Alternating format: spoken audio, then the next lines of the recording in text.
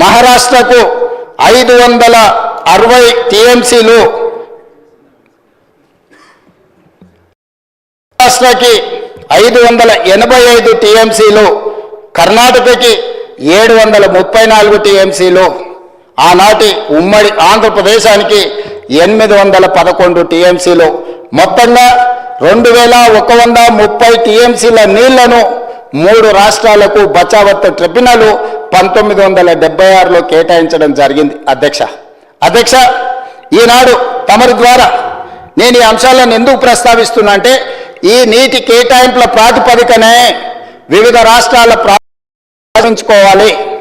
ఈ నీటి కేటాయింపులే 75% డిపెండబిలిటీ అంటే 4 సంవత్సరాల వర్షాలను 3 సంవత్సరాలు వచ్చిన నీటిని అంటే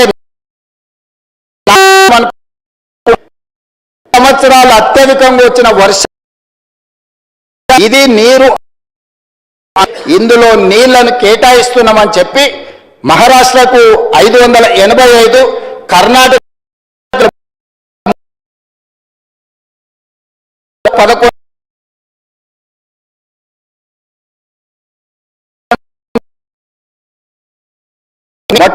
అవార్డు గుత్తగా కేటాయించింది. అధ్యక్ష, ఆ తర్వాత ఎవరు ప్రాజెక్టులన్నా ఏదైనా అది శ్రీశైలం కావచ్చు, నాగార్జున సాగర్ కావచ్చు, జూరాల కావచ్చు, డిండి కావచ్చు, అల్వకుర్తి కావచ్చు, భీమా కావచ్చు, నెట్టంపాడు కావచ్చు, కోయిల్సాగర్ కావచ్చు, పాలమూరు రంగారెడ్డి ఎత్తిపోతలు కావచ్చు, లేదా మక్తల్ నారాయణపేట కొడంగల్ ప్రాజెక్టులు కావచ్చు, ఏ ప్రాజెక్టులైనా సిడబ్ల్యూసి అనుమతులు తీసుకొని కట్టుకోవాలి. అధ్యక్ష, ఇది ఉమ్మడి రాష్ట్రంలో ఉన్న నిబంధన. జూన్ 2, 2014 నాడు తెలంగాణ ఆంధ్రప్రదేశ్ రాష్ట్ర విభజన సందర్భంగా పునర్విభజన చట్టాన్ని తెచ్చినప్పుడు ఆనాటి ప్రభుత్వం ఈ 2 రాష్ట్రాల మధ్య ఉన్న సమస్యల్ని పరిష్కరించుకోవడానికి పూర్తి స్థాయిలో ఒక చట్టాన్ని తీసుకొచ్చింది. అధ్యక్ష, ఆనాడు శ్రీమతి సోనియా గాంధీ గారు 2 రాష్ట్రాల మధ్యలో వైషమ్యాలు తగ్గాలి, కలిసిమెలిసి ఉండడానికి ఒక చట్టాన్ని తీసుకొచ్చిండ్రు. ఆ చట్టంలో సాగునీటి ప్రాజెక్టుల విషయంలో ఏ విధంగా మనల్ని సమస్యలు పరిష్కరించుకోవాలో స్పష్టంగా చట్టంలో పెట్టింది. అధ్యక్ష, షెడ్యూల్ 9లో క్లాజ్ నెంబర్ 84 గోదావరి కృష్ణా నదీ జలాల యాజమాన్య బోర్డును ఏర్పాటు చేసి 2 రాష్ట్రాల మధ్య నదీ జలాల పంపకం విషయంలో తలెత్తే వివాదాలను సామరస్యంగా సంప్రదింపుల పరస్పర అంగీకారం ద్వారా పరిష్కరించాలని క్లియర్గా చెప్పింది. అధ్యక్ష, తద్వారా సెక్షన్ 89లో ఏ ప్రాజెక్టులు ఎవరెవరికి ఉన్నాయో కూడా ఈరోజు వాళ్ళు స్పష్టంగా ఒక చట్టాన్ని మనకిచ్చి ఈ చట్ట పరిధిలో మీరు రాష్ట్రాలను పరిపాలించుకోండి, నీటికి అనుమతులు తీసుకోండి అని చెప్పడం జరిగింది. అధ్యక్ష, ఈ చట్టం ప్రకారం తెలంగాణ రాష్ట్రం ఏర్పడిన తర్వాత ఉమ్మడి రాష్ట్రంలో మనం మాట్లాడాల్సింది ప్రాజెక్టుల వారీగా ఎన్ని కేటాయింపులు ఉన్నాయో వాటి ఆధారంగా మనం చర్చించాల్సిన అవసరం ఉండే. అధ్యక్ష, కానీ చంద్రశేఖరరావు గారు ఈ విధంగా పాటించకపోను ఈరోజు తెలంగాణకి తీరని అన్యాయం చేసింది.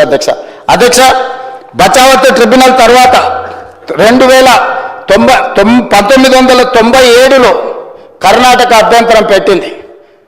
నీళ్లు 3 రకాల. అధ్యక్ష, నికర జలాలు, మిగులు జలాలు, వరద జలాలు.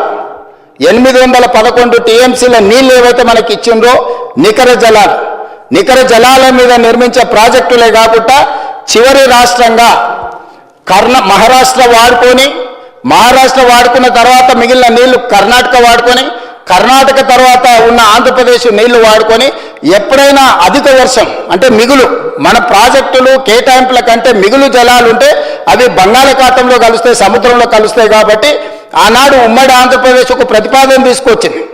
మేము చివరి రాష్ట్రంగా ఉన్నాం, కరువు వచ్చినప్పుడు పై రాష్ట్రాలే వచ్చిన కొన్ని నీళ్లను వాళ్ళే ఒడిసి పట్టుకుంటారు, కింది వరకు మాకు రాదు, కరువు వచ్చినప్పుడు మాకు నష్టం జరుగుతుంది. కాబట్టి నీళ్లు ఎక్కువ వచ్చినప్పుడు, మిగులు జలాలు వచ్చినప్పుడు అవి సముద్రంలోకి పోయే బదులు మేము వాడుకుంటాము, మేము ఆ ప్రాజెక్టులు కట్టుకుంటాము అని అంటే మిగులు జలాలకు కూడా ఆనాడు మనకు అనుమతి ఇచ్చింది. అధ్యక్ష, దాంట్లో భాగంగానే శ్రీశైలం లెఫ్ట్ బ్యాంక్ కెనాల్లో 30 టీఎంసీలు, కల్వకుర్తి లిఫ్ట్ ఇరిగేషన్కు 25 టీఎంసీలు, అదేవిధంగా నెట్టంపాడుకు 22 టీఎంసీలు, తెలంగాణకు సంబంధించి 77 టీఎంసీలకు మనకు అనుమతి ఇవ్వడం జరిగింది. అధ్యక్ష, అదేవిధంగా ఆంధ్రప్రదేశ్కు సంబంధించి తెలుగు గంగ ప్రాజెక్టు హంద్రీ